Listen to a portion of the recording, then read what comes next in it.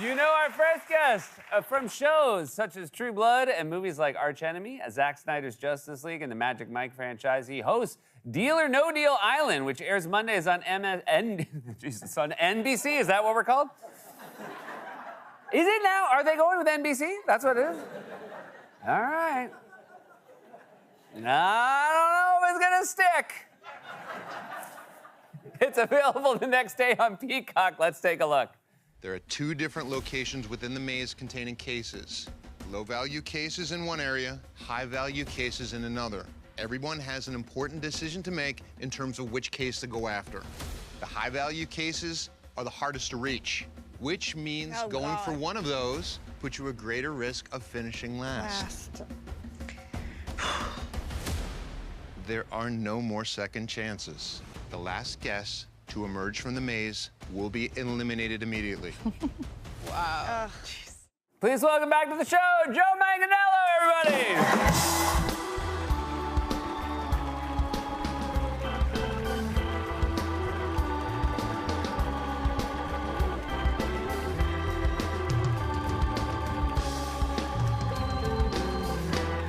Oh my God, looks so sharp. Woo, thank you. Payman Ume makes these great suits for me. I feel like you're taking advantage of being off the island now. You can wear your proper suits.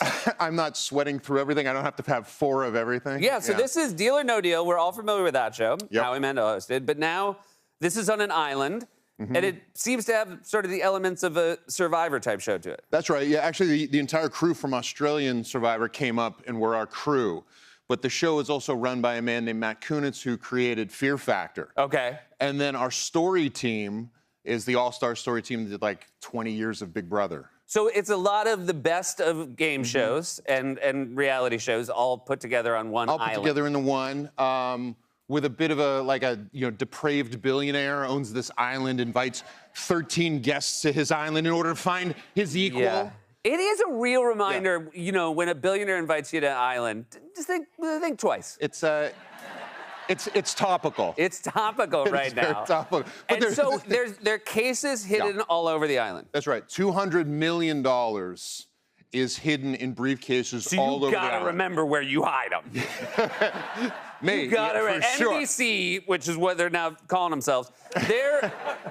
If you come back and you're like, we lost some of the cases, that's gonna be a bad scene. Joe, get back out there. Get back out there. Yeah, go find that case. Yeah. And there's some familiar faces for people who like this kind of show. For people who like this kind of show, myself included, I was a Survivor junkie, and when I got to the island, they said, "Oh, well, you know, Boston Rob's flying in this morning." I said, "What's he doing here?" Yeah. They said, "No, he's one of the guests." I went, "Get out of here," you know. But of course, I had to hide that because it's up to the players to reveal that, or Rob to reveal that or not. Like, I don't interfere. So you're just doing so much hiding. All You're kinds of hiding. cases, you're hiding guests. It's just so Millions. so much hiding. Yeah, and then Claudia Jordan, who people know from Real Housewives, and also she was one of the original Briefcase Girls. Oh, The really? original Get Deal or out of No town. Deal. So she's had the $1 million case a few times. Yeah. She's seen so many deals go down. So the two of them being there put targets on their back immediately. Gotcha. So did you, was this something that you ever thought you would do, host a show like this? I had been offered hosting jobs before, but you know, I come from that generation where it was TV or film. And then HBO happened, and it was like, oh, okay, you can do TV. Yeah. You know, and then it was like, well, you can only do commercials if they're in Japan. And then it was like, no. Now everybody's doing commercials in America. Yeah. And now, you know, for me, I mean, I watched Survivor like a junkie. Like when I was on set or in some foreign country, it's always me and the dog brushing my teeth watching Survivor episodes. Yeah. You know? And so when they called me and explained the job to me, it was basically like, do you want to be the next Jeff Probst? And I was like, of course I do. Are you kidding? You don't know who you're talking That's to. fantastic. So I was really excited to do this specifically. Obviously, we can tell from the clip, it is, you know, it's a beautiful island, but it's stressful for contestants on a show like this. Everybody wants to win. You know, money's at stake. Do you actually get to enjoy the island at all because you're not a contestant, or because you're sort of so involved with the production of the show, it's just a full-time I'm job? very, very involved with the production. I work 6-day weeks when I'm there, and on the 7th day, I'm usually like training, catching up, meeting with the story team, who hates who, getting all the tea, you know, who's teaming up with who, and You know, Do you feel like, if you continue to do this show, do you think you could clock faster Who Hates Who? Like, when you saw him, do you feel like now you'd be like, oh, yeah, you're going to hate I'll tell you what, though, there were so many surprises. Yeah. Especially in the beginning, and not to give this away for anyone who hasn't binge watched it yet on Peacock, but like, there was a distinct villain over the first 4 episodes, and I could not believe who it was. I said, what do you mean? That sweet person is the villain? And they said, you don't have no idea what's going on in camp. So no matter what you think, you're going to be shocked at kind of the... I'd be so bad at this, because I'm going to just say it. I would be like, I did come here to make friends. I feel like that's... That might be a good strategy, That might though. be a good strategy. So if you were going to do one of these reality shows, a competitor, do you think you'd be any good at it? I mean, I think I could win, for sure. Really? Yeah, I think I could win Survivor. Well, see, the trick about Survivor is I'd be really good at getting everyone things to eat, catching the animals, catching the fish, climbing the trees, winning the challenges. As soon as everyone merges and it's every person for themselves, they're going to go right after me. So I'd have to win immunity every time. Gotcha. But I will say I did stand there looking at our game thinking I would switch places with any of you right now. Like, I wanted to play. Oh, you wanted in? Oh, I wanted in. Excellent. Yeah.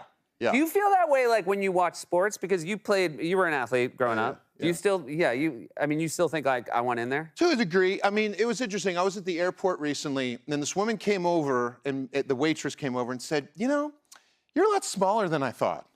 And I went, I'm 6'5", 250. How big what do you think? I was 6'8", 280? Yeah. I go, what?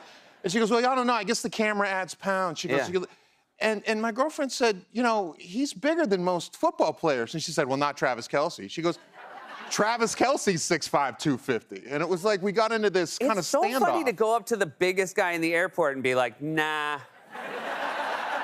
You look Can I tell you something exciting about me, not to make you feel bad? Yeah. You know what I get all the time? Taller than I thought you'd be. And you know why? How do you know do why? Because I'm only sat on television. So people see me, they're like, look at you, there's a whole bottom half. Next season, I'm gonna have like a wheelchair. Or something. I think you should have a desk on the beach. I think that, like, that. Nobody does enough desks. You are eliminated. Yeah, exactly. And then just, like, stamp it.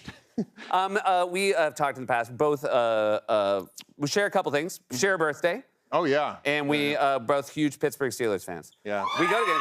Look at that. Yes! Everybody like the draft? No. It's like the best draft. That was in like years. a massively This is weird incredible. thing. It was so excited about the Steelers, and then they had no reaction to the first follow-up. I'm gonna leave the questioning to you. Yeah, no, I was very happy with the draft. But I wanted to ask you this question. We've gone to games in Pittsburgh. Yep. And there's a thing, sometimes when they go, hey, you're a sort of a fan, well-known fan. Terrible towel twirl? Have you done the terrible towel? I've done it a bunch. Yeah. I think you'd be so much better. So this is, you go out and you whip the towel around, and this crowd goes crazy. I just want to say, I bet you're so much better at it than I was. I just think I don't, like, when I do this, I feel like people are like, he's not supposed to be doing that. All right. I bet you're just amazing. I don't want to, like, blow you up right now, but I usually do 2. You do 2 towels at once? Yeah. I said, can I do 2? And they were like, we don't think you got the arm strength. They're like, show us one first. And then, by the way, that was like 7 years ago. They've never asked again. So, hey, I can make a phone call. Oh, thank you so much.